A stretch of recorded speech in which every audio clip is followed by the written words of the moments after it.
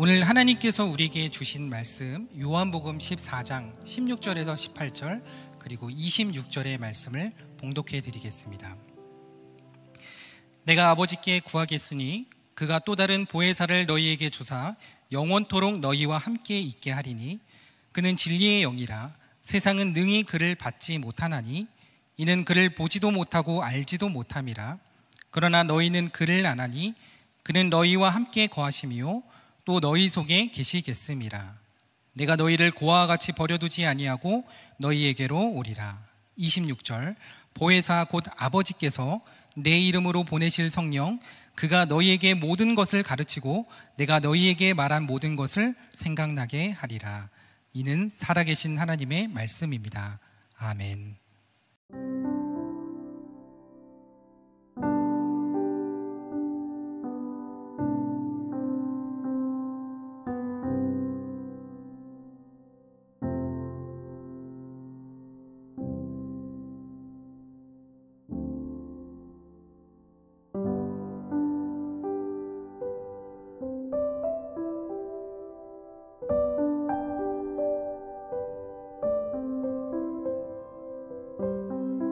이제 오늘 말씀 나는 성령님을 믿습니다. 이 말씀을 이제 지나고 나서 월요일부터 6번의 나머지 사도신경에 대한 말씀이 전해집니다.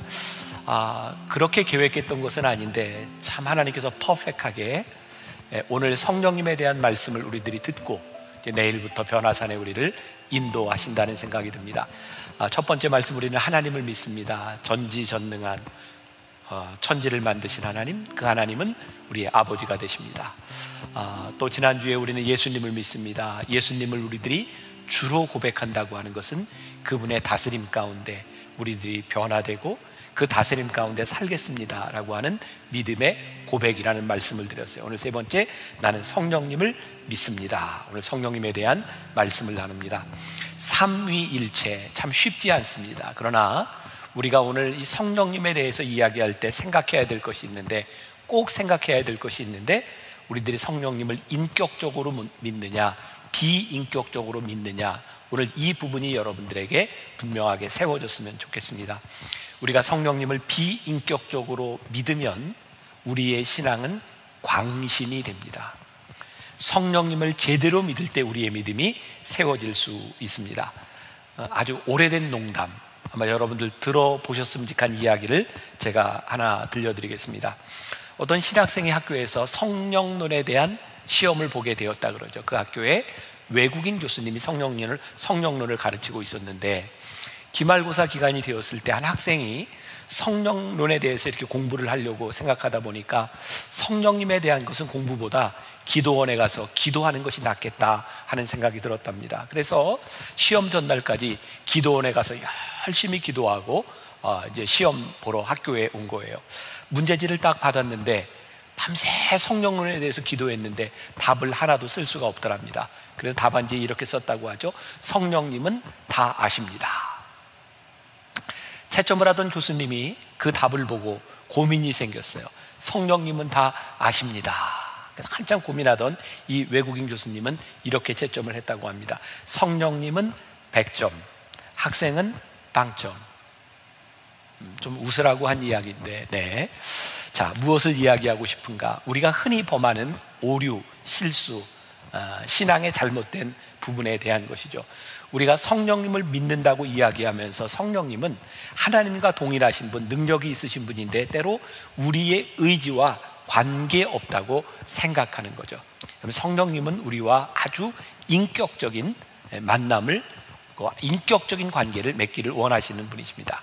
오늘 우리가 읽었던 본문 말씀 가운데 요한복음 14장 16절의 말씀이 있어요. 내가 아버지께 구하겠으니 그가 또 다른 보혜사를 너희에게 주사 영원토록 너희와 함께 있게 하리니. 우리는 성령에 대해서 많이 들어왔지만 사실은 모르는 부분들이 참 많습니다. 근데 성경은 우리들에게 분명히 약속해 주고 있죠. 예수님께서 승천하신 이후에 우리들에게 성령님을 우리들에게 보내주시겠다. 그 약속이 우리들에게, 우리의 신앙에서 어떤 관계가 있는가? A.W. 토저는 이런 말을 한 적이 있습니다. 들어보세요. 거의 대부분의 기독교 교회에서 성령은 전반적으로 무시되고 있다. 성령의 임재나 부재는 어느 누구에게도 진정한 문제거리가 되지 않고 있다. 성령에 관해 간단히 언급되는 경우란 겨우 송령이나 축도시에 국한된다. 성부, 성자, 성령. 오늘 이 성령님이 우리들에게 어떤 의미가 있는가? 그리고 제 마음속에 바람이 있다면 이번 변화산을 통해서 우리들에게 역사하시는 성령님을 체험할 수 있는 그런 기회가 되었으면 좋겠다 하는 마음의 소원이 있습니다. 여러분들도 상식적으로 알아야 될 것이 있죠. 이번 사도신경을 공부하면서 좀 적을 건 적고 알 것은 알자고 하는 이야기를 했어요. 성령의 존재에 대해서, 성령님이 어떤 분이신가에 대해서 가장 명확하게 설명하는 그것은 요한복음에 있습니다. 그러니까 여러분들이 성령님의 존재에 대해서 알려면 요한복음을 공부해야 합니다. 그런데 성령님의 존재가 아닌 성령님이 역사하실 때 어떤 일이 일어나는가, 성령이 행하시는 일에 대하여 공부하려고 한다면 여러분들이 사도행전을 보아야 합니다. 요한복음은 성령의 존재에 대해서, 사도행전은 성령님이 역사하시는 것에 대하여 분명하게 이야기하고 있어요. 오늘 이 사도신경을 공부하면서 우리는 성령님의 존재에 대한 부분만을 다루게 될 것입니다. 이 성령님에 대한 역사는 신약에서 이렇게 뚝 떨어진 것이 아니라 구약에도 이 영에 대한 것이 증거되고 있죠. 창세기 1장 1절부터 1절 2절에 보니까 이런 말씀이 있어요. 태초에 하나님이 천지를 창조하시니라. 땅이 혼돈하고 공허하며 흑암이 깊음 위에 있고 하나님의 영은 수면 위에 운행하시니라. 하나님의 영, 이 성령님을 믿습니다 라고 하는 고백은 그분의 존재로 인하여 우리들에게 일어나는 일을 우리들이 고백하는 것이죠. 자, 성령님이라고 하는 존재는 어떤 분이신가? 첫 번째, 성령은 생명과 관계되어 있다고 하는 것을 우리들이 먼저 알 필요가 있어요. 성령은 생명과 관계되어 있다. 고린도전서 12장 13절에 이런 말씀이 있습니다. 같이 봉독합니다. 시작. 우리가 유대인이나 헬라인이나 종이나 자유인이나 다 한 성령으로 세례를 받아 한 몸이 되었고 또 다 한 성령을 마시게 하셨느니라. 한 성령으로 세례를 받아서 한 몸이 되었다, 하나라고 말씀을 하고 있죠. 세례를 받아 한 몸이 되었다고 하는 것은 어떤 의미일까요? 자, 고린도전서 12장 3절 말씀 다시 한번 같이 봅니다. 시작.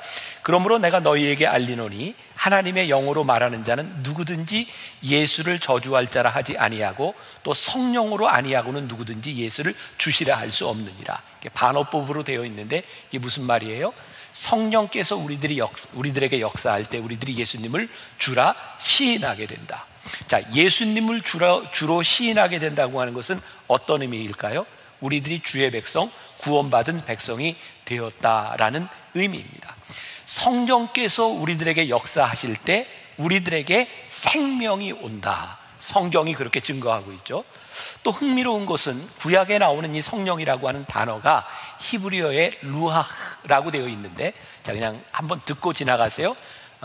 외우고 좀 잘난 척할 사람들은 기록하시면 좋고, 성령이라는 단어가 루하라고 되어 있는데 이 단어의 뜻은 바람이라고 하는 의미를 가지고 있습니다. 자, 창세기 2장에 하나님께서 아담을 창조하시고 흙으로 빚으시고 그의 코에 생기를 훅 하고 불어넣으셨다. 이게 루하입니다. 하나님께서 생기를 불어넣으셨을 때 그가 생명이 되었다. 자, 성령, 영이 우리들 가운데 들어가게 될 때 우리들이 살아나고 하나님과의 관계 속에 들어가는 것, 이게 성령이 굉장히 중요한 역할이죠. 성령의 가장 큰 역사는 죽은 것을 살리는 생명이 되게 하는 역사가 있다. 자, 에스겔 37장 3절부터 4절 말씀, 아주 유명한 말씀입니다. 같이 봅니다. 시작. 그가 내게 이르시되 인자야, 이 뼈들이 능히 살 수 있겠느냐 하시기로 내가 대답하되 주 여호와여, 주께서 아시나이다. 또 내게 이르시되 너는 이 모든 뼈에게 대언하여 이르기를 너희 마른 뼈들아 여호와의 말씀을 들을지어다. 그리고 여호와의 말씀에 순종하여 에스겔이 선포했을 때 마른 뼈들이 움직이며 서로 연결되기 시작하고 뼈에 살이 오르고 가죽이 덮어지며 사람의 형상이 됩니다. 자, 에스겔서 37장 10절 우리 같이 봉독합니다. 시작. 이에 내가 그 명령대로 대언하였더니 생기가 그들에게 들어가매 그들이 곧 살아나서 일어나 서는데 극히 큰 군대더라. 생기가 들어갔을 때 그들이 살아 일어나고 그들이 큰 군대가 되었다. 오늘 제가 그런 기도를 하고 여기에 섰습니다. 하나님, 오늘 이 성령님에 대한 말씀이 선포될 때 성령이 다른 누구의 추상적인 것이 아니라 오늘 죽어서 마른 뼈같이 되어 있는 우리 성도들 가운데, 소망을 잃어본 우리들 가운데 성령이 우리들 가운데 역사하실 때에 마른 뼈들이 살아나서 군대가 되는 역사가 일어나게 하여 주옵소서. 오늘 죽어 있는 영들이 살아나는 역사가 오늘 이 말씀을 통해 일어나게 하여 주옵소서. 이 성령님의 역사는 우리들에게 아주 밀접하게 연관이 되어 있는데, 이 땅의 모든 인간들은 이 생명에 관한 고민을 가지고 살아간다는 거죠. 아니, 영생에 대한 고민을 가지고 살아간다는 거죠. 성경 요한복음 3장에 나오는 유명한 이야기죠. 니고데모라고 하는 종교 지도자가 예수님께 찾아옵니다. 그는 종교 지도자입니다. 모든 것을 다 갖춘 사람입니다.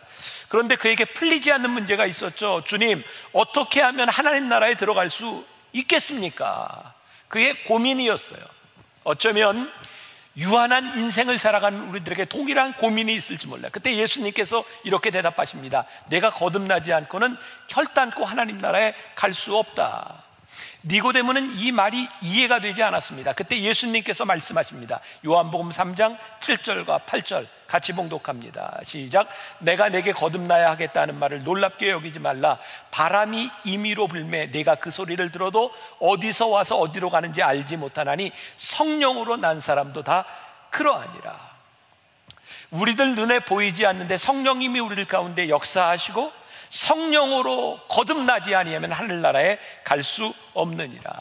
우리들의 영생, 이 생명에 관한 일이 우리의 의지가 아니라 성령께서 우리들에게 하시는 일이라는 말이에요. 얼마 전에 목사님들하고 이렇게 이야기를 하다가 아마 이 말씀에 좋은 소재가 되도록 준비해 주신 그런 예화라고 생각하는데, 한 목사님이 이런 이야기를 하더라고요. 그분 교회에 진짜 아들을 좋아하는 어머니가 있었대요. 그 아들 안 좋아하는 어머니가 있을까만은 아마 특별히 그 아들을 사랑했던 것 같아요. 근데 그 아들은 신앙생활을 아주 잘하는 아들이었답니다. 어머니는 신앙생활을 하지 않습니다. 그렇게 아들을 좋아하는데도 교회 가는 것을 싫어합니다. 그래서 아들 집에 목회자가 신방을 오면 이 어머니는 방문을 잠그고 갈 때까지 나오지 않던가, 아니면 신방 와 있는 시간에 밖으로 나가서 떠돌다 오든가 어머니가 그랬다는 겁니다. 그런데 어느 날 어머니가 갑자기 아들에게 부탁을 하더라는 거예요. 몸이 아파서 세상을 떠나기 직전인데 목사님을 불러서 세례를 받고 싶다. 전혀 상상할 수도 없는 그런 일이 일어났던 거죠. 목사님이 이 어머니에게 세례를 베풀고 어머니가 세례를 받는 순간 믿음을 고백하고 그날 밤에 세상을 떠났다는 거예요. 이해할 수 없는 일입니다. 어떻게 그렇게 신앙, 교회 다니는 사람, 믿음을 가지는 사람을 싫어했던 그 사람이 어떻게 갑자기 그렇게 믿음을 고백하고 세례를 받고 하늘나라에 갈 수 있는가? 어머니가 죽기 전에 이렇게 이야기를 했다는 거예요. 내가 천국에 가니 너희도 천국에서 보자. 가족들도 목사님도 놀랐던 거죠. 저는 제 목회 현장에서 이런 간증들 참 많이 가지고 있습니다. 제가 영성훈련을 인도할 때 이런 간증들을 참 많이 나누죠.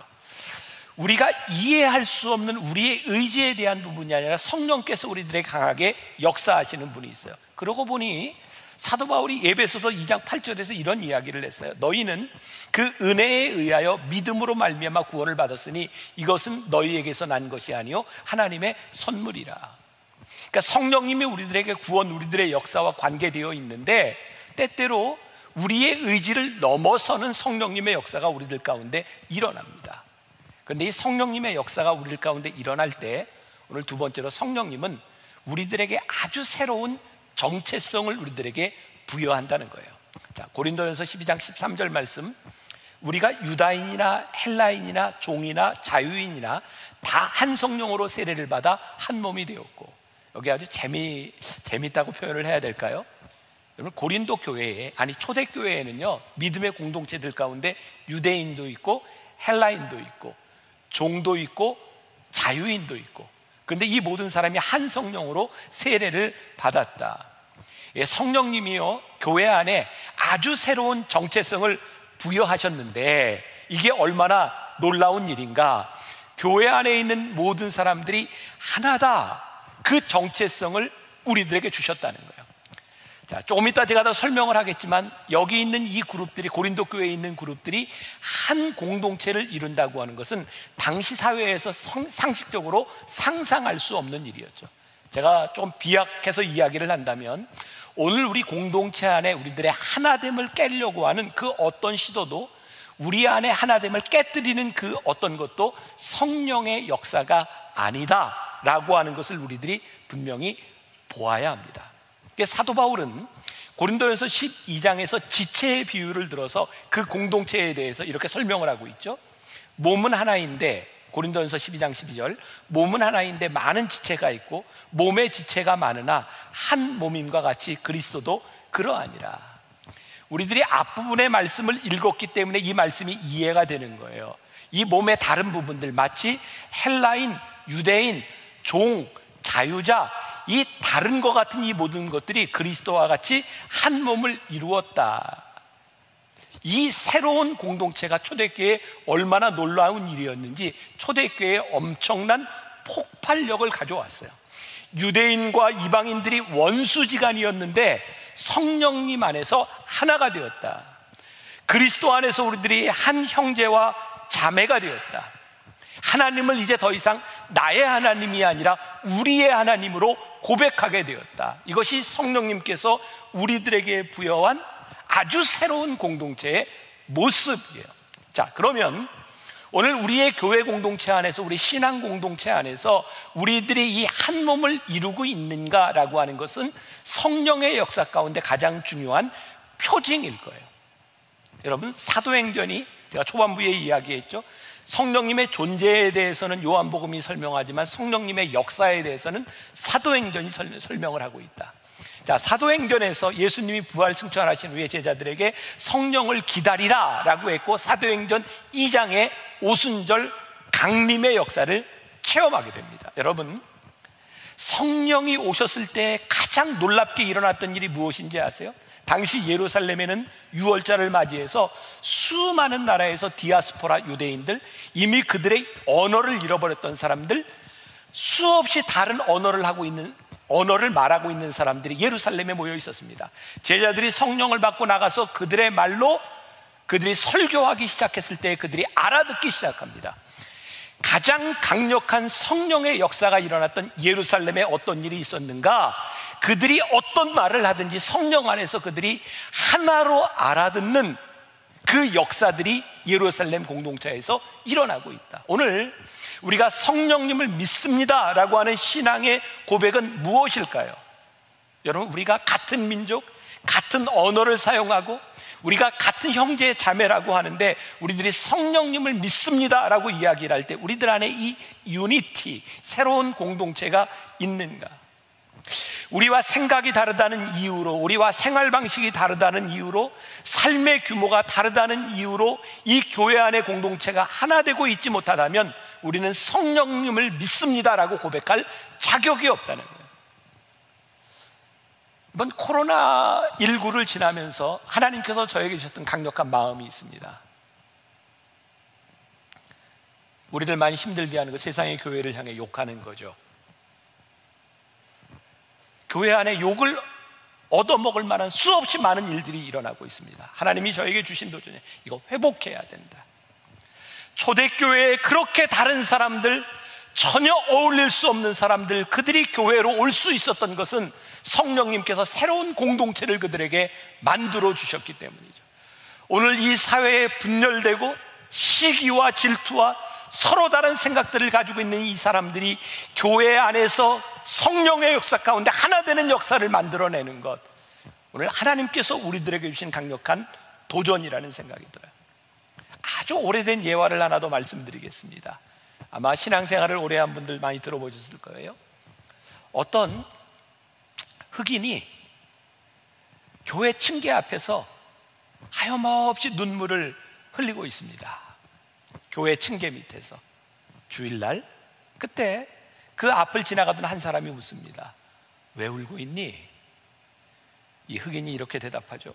이 교회는 백인들이 드리는 예배, 백인들이 예배 드리는 교회이기 때문에 저 같은 사람은 들어오지 못하게 합니다. 그러자 그 사람이 청년에게 이야기합니다. 나를 봐라. 그때 보았더니 거기에 예수님이 서 계신 거예요. 그때 예수님께서 청년에게 이렇게 말을 합니다. 울지 마라. 나도 저 교회는 들어가지 못한다. 제가 미국에서 유학생활을 하던 때 제가 다니던 그 신학교는 굉장히 진보적이고 인권, 평등 이런 가치를 굉장히 중요하게 생각했던 학교입니다. 흑과 백 차별하면 안 되고 남녀 차별하면 안 되고 여성 신학. 그런데요, 이 학교가 그렇게 평등을 이야기하는데, 하나됨을 이야기하는데 점심시간이 되면 확실하게 갈라지는데 백인은 백인들끼리, 흑인은 흑인들끼리, 한국인은 한국 사람들끼리 밥을 먹습니다. 밥을 먹는 공동체의 실제 친교 공동체에 그들은 전혀 하나가 되지 못합니다. 참 놀랍죠? 평등을 이야기하는데 결코 평등이 되지 못하고 하나됨을 이야기하는데 하나 되지 못합니다. 오늘 우리 공동체 안에, 우리 교회 안에 우리들의 성령님을 이야기하면서 우리들이 하나됨을 상실했다면 성령님의 역사가 사라져버리고, 저는 교회가 능력을 잃어버리는 가장 큰 이유 가운데 하나는 성령님의 역사가 더 이상 교회에서 일어나지 않기 때문이라는 생각을 많이 해요.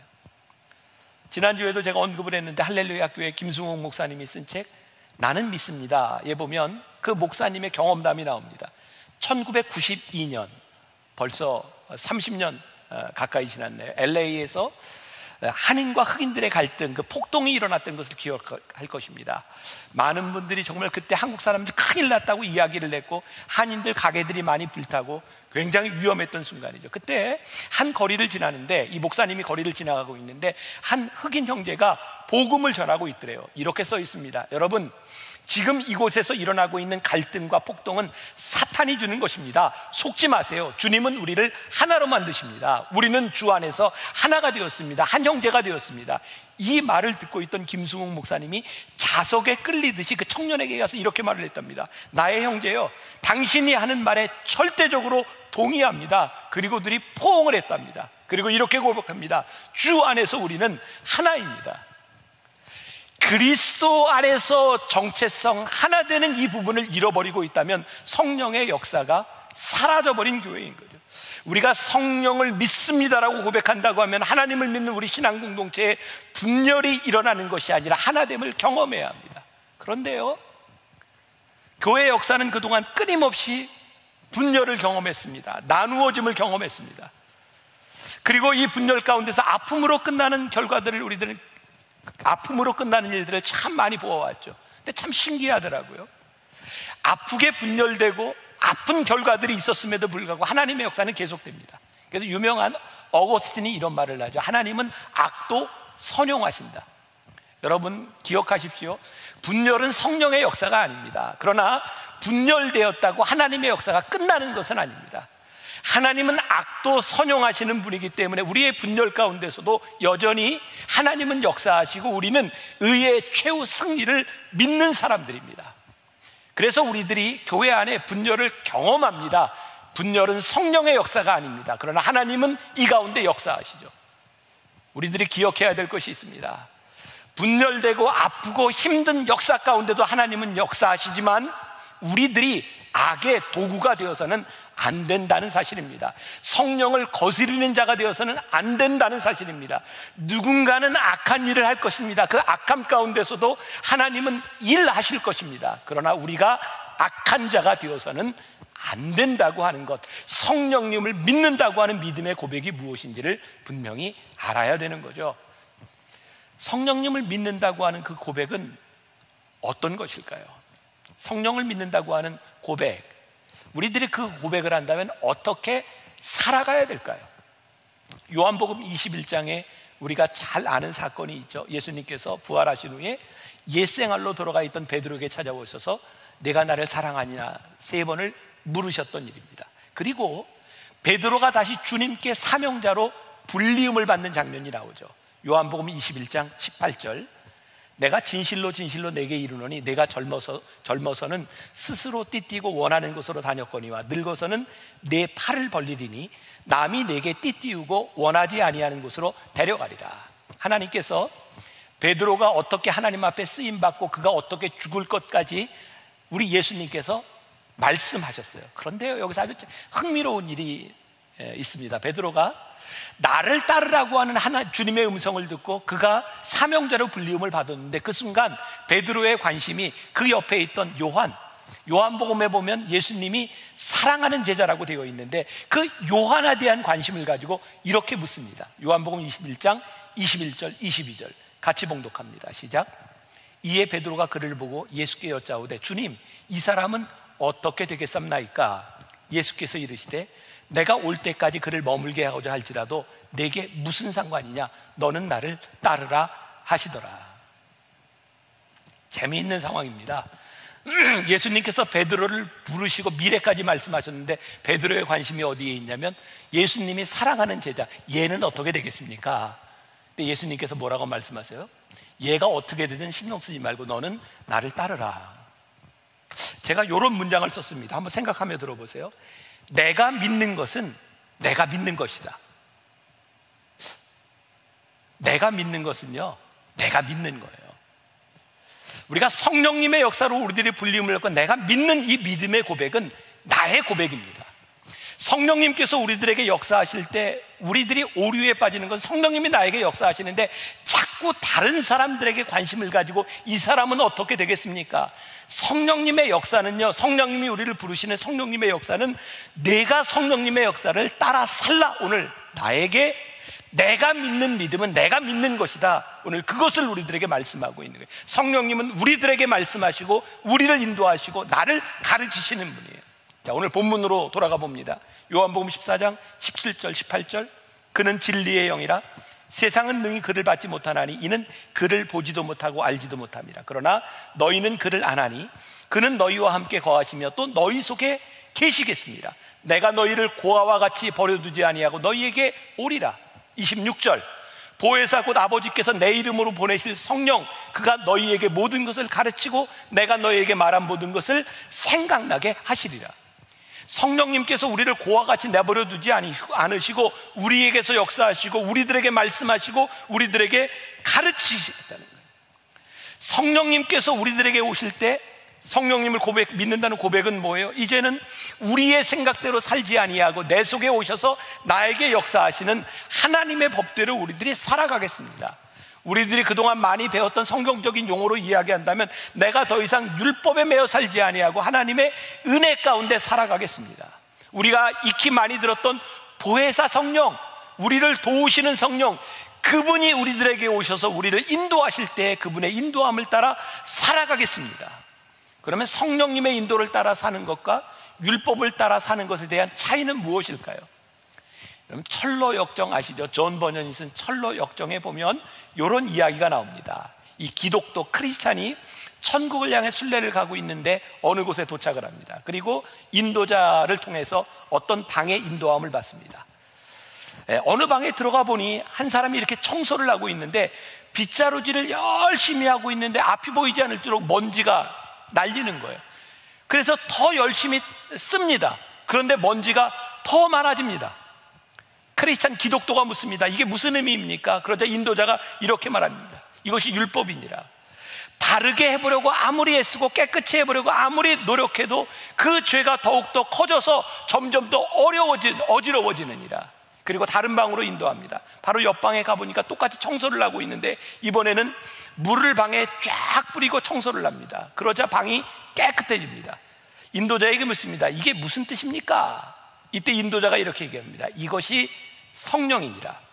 이건 은혜의 역사니라. 인도자가 이렇게 이야기를 합니다. 성령님은 우리가 성령님을 믿습니다라고 하는 것은 더 이상 우리의 의지와 율법으로 살겠다고 하는 것이 아니라 우리들 속에 역사하시는 성령님으로 인해 내가 살아가겠습니다. 은혜의 삶을 살아가겠습니다. 여러분들에게 도전합니다. 우리가 지금까지 하나님을 믿으며 우리들이 신앙생활을 하며 우리는 우리의 생각과 우리의 의지대로 신앙생활을 잘 하려고 노력했습니까? 아니면 오늘 우리의 상황 가운데 성령님 나를 도와주세요, 보혜사 성령님 나를 인도해 주세요, 성령님의 역사를 구하며 신앙생활을 했습니까? 오늘 여러분들에게 강력하게 도전합니다. 이제 우리들이 변화산을 앞두고 우리의 인생의 모든 문제와 우리들의 삶의 문제를 가지고 하나님 앞에 이렇게 나왔으면 좋겠습니다. 보혜사 성령님 나를 인도해 주십시오. 이제 이런 문제가 생기죠. 저에게 그런 소원이 있는데 우리들이 어떻게 하면 성령님의 인도를 받을 수 있겠습니까? 성령님이 어떤 분이신지 우리들이 어떻게 할 수 있겠습니까?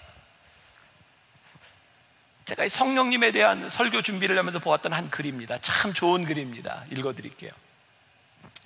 우리가 가던 길을 잠시 멈추고 무릎을 꿇으면 보이지 않는 손을 만날 수 있다는 것입니다. 그냥 지나칠 수 있는 풀잎에 맺힌 이슬에서 작은 꽃 한 송이에서 이전에 볼 수 없었던 자연의 신비를 경험할 수 있다는 것입니다. 인생의 속도보다 중요한 것은 방향인 것을, 인생의 길이보다 더 중요한 것은 내용인 것을 배워 알면서도 우리는 속도를 늦추지 못할 때가 많습니다. 저는 새벽마다 무릎을 꿇으면서 속도를 조절합니다. 방향을 점검하고 삶의 우선순위를 점검합니다. 무릎을 꿇으면서 제가 얼마나 비천한 존재임을 깨닫습니다. 그리고 그 비천한 존재를 사랑하시는 하나님의 사랑 앞에 감격하곤 합니다. 예수님은 무릎을 꿇고 사셨습니다. 무릎을 꿇고 기도하셨습니다. 대하에 물을 담아 무릎을 꿇고 제자들의 발을 씻기셨습니다. 가장 아름다운 모습이었습니다. 무릎을 꿇는 것은 결코 비굴한 것이 아닙니다. 하나님께 기도하기 위해 꿇는 무릎, 이웃을 섬기기 위해 꿇는 무릎은 아름답습니다. 우리가 성령님의 인도하심을 받지 못하는 가장 큰 이유 중에 하나는 우리의 속도를 줄이지 않는 것입니다. 오늘 우리의 인생에 문제가 생기고 우리의 인생에 답을 잃고 방향을 잃었다면 우리의 속도를 줄여야 할 때입니다. 바쁘게 내 계획대로 살아가는 것이 아니라 새벽에 하나님 앞에 무릎을 꿇고 하나님 앞에 우리들의 방향을 물어야 할 때입니다. 성령님의 역사를 경험하지 못하는 가장 큰 이유 가운데 하나는 이 세상이 너무 혼잡하다는 겁니다. 그래서 성령님의 역사가 보이지 않는다는 겁니다. 너무 분주하게 살아가면서 아름답게 피어있는 꽃송이가 우리들 눈에 보이지 않는다는 겁니다. 성령님께서 우리들에게 말씀하시는 방향이 우리들 눈에 들어오지 않으니 우리가 어떻게 성령님의 인도하심을 받으며 살아갈 수 있겠습니까? 성령님의 인도하심, 보혜사 성령님이 우리 가운데 역사하심을 우리들이 경험하기 위해서 지금 이 순간 우리들의 삶을 멈추는 것은 믿음입니다. 우리의 믿음이 없으면 우리들의 삶을 멈추지 못합니다. 우리의 삶을 멈추고 보혜사 성령님이 우리들에게 말씀하시는 음성을 듣고 인도하심을 받기 시작할 때 성령님의 역사를 우리들이 체험하기 시작해요.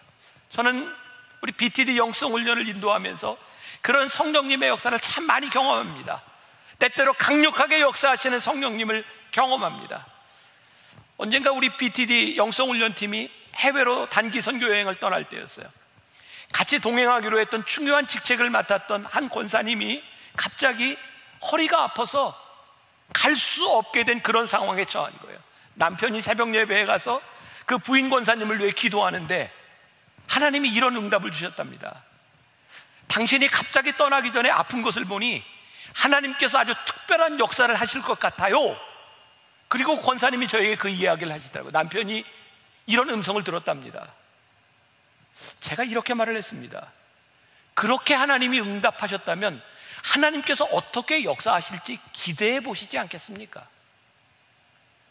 하나님께서 그런 마음을 주셨다면, 기도할 때 그런 마음을 주셨다면 하나님께서 어떻게 역사하실지 기도해 보시지 않겠습니까?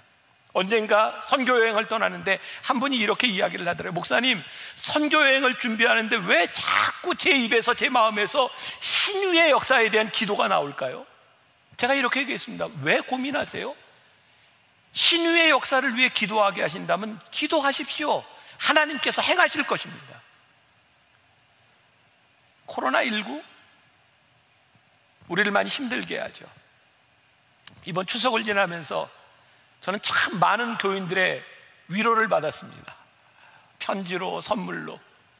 어떤 분은 저에게 목사님, 너무너무 힘들고 너무너무 어려운 때를 지나가고 계시는데 제가 목사님 위로의 말을 좀 전하고 싶습니다. 저에게 참 많은 위로가 되었거든요. 저만 그런 거예요. 여러분들 다 힘들죠. 그런데 이렇게 아무도 없는 곳에서 텅텅 빈 성전에서 설교를 하고 이 시간들이 몇 달이 다 돼가는데 참 신기하게도 하나님께서 저에게 계속 선포하게 하시고 주신 음성이 있는 거예요. 교회의 부흥을 위해서 선포하게 하고 교회의 부흥을 위해서 기도하게 하시는 거예요.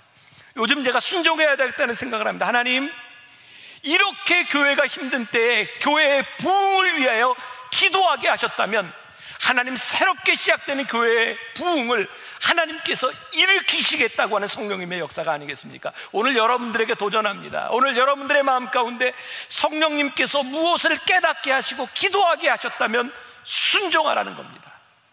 자, 여기서 우리들에게 또 하나 의문이 생깁니다. 우리 속에 들어오는 이 마음들, 우리들에게 주시는 이 느낌, 이것이 성령님의 역사인지 아니면 악한 영의 역사인지 우리들이 어떻게 구별할 수 있겠습니까? 구별, 제가 여러분들에게 말씀드립니다. 오늘 우리가 읽은 본문 말씀 17절에 성령님은 그는 진리의 영이라 라고 하는 말씀이 나와 있습니다. 진리는 무엇일까요? 하나님의 성품입니다.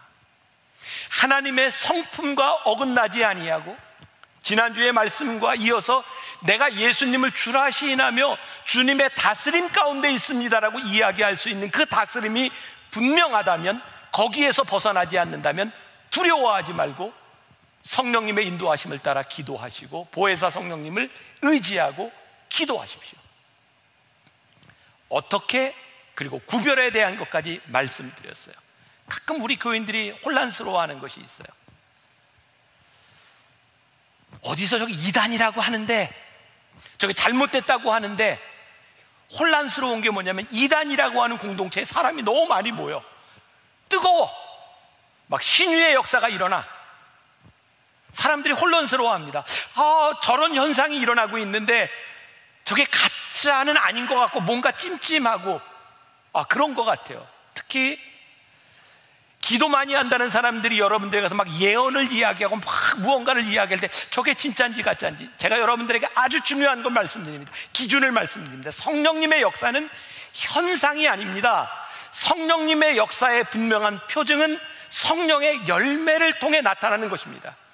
그 단체를 이끌고 있는 누군가가 아주 카리스마틱하고 놀라운 기적을 일으키는 것 같지만 그가 하는 일들이 성령의 열매로 하나님의 성품이 나타나지 않는다면 그것은 성령의 역사가 아닌 것입니다. 교회 안에 일어나고 있는 참 많은 일들, 제가 이런 이야기를 이렇게 해야 되는 것 자체가 마음이 아프지만 교회 안에서 목회자들에게서 일어나는 성추행, 금전적인 일탈, 말씀의 오류, 성품의 천박함, 이런 것들이 드러나고 있다면 이것은 성령의 역사가 아니기 때문에 두려워하지 말라는 거예요. 성령님은 우리를 진리의 영으로 인도하시기 때문에 하나님의 성품이 드러날 때 그것이 성령의 역사인 것을 우리들이 구별할 수 있어요. 지금 교회 안에 어떤 기적이 일어나고 있는가, 이것이 중요한 것이 아니라 지금 일어나는 이 일들 가운데 하나님의 성품이 있는가, 그곳에 진리가 있는가를 보아야 하는 거죠. 성령님이 우리 가운데 계시면, 우리들 가운데 역사하시면 우리가 성령님을 체험했다라고 말을 할 때 필연적으로 우리 안에 보혜사 성령님의 인도하심을 받습니다. 인도하심을 받는 증거는 무엇일까요? 우리들의 성품, 인격의 변화. 제가 만나교회 설교하면서 제일 많이 이야기했던 게 이 부분인 것 같아요.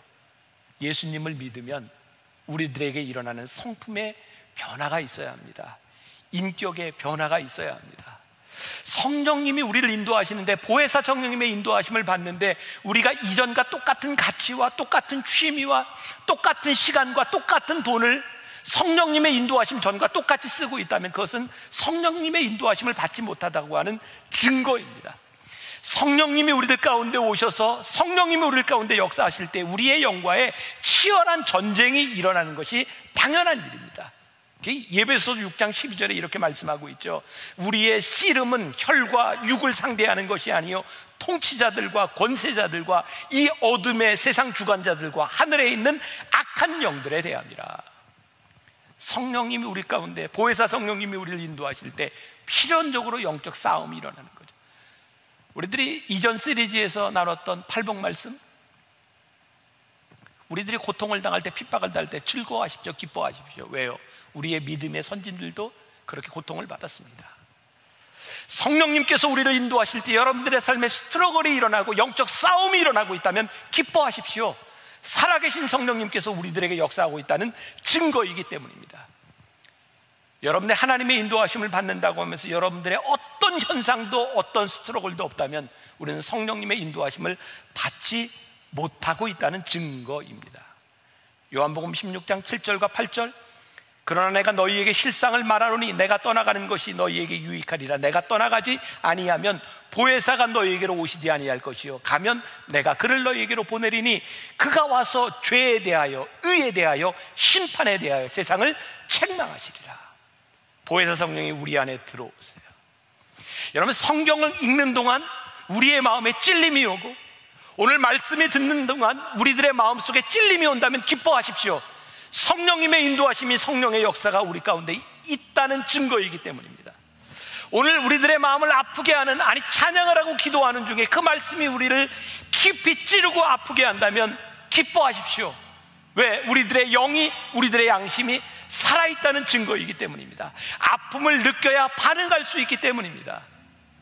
오늘 무감각했던 우리들의 영에 이 보혜사 성령님의 역사하심이 여러분들에게 증거가 되기를 원합니다.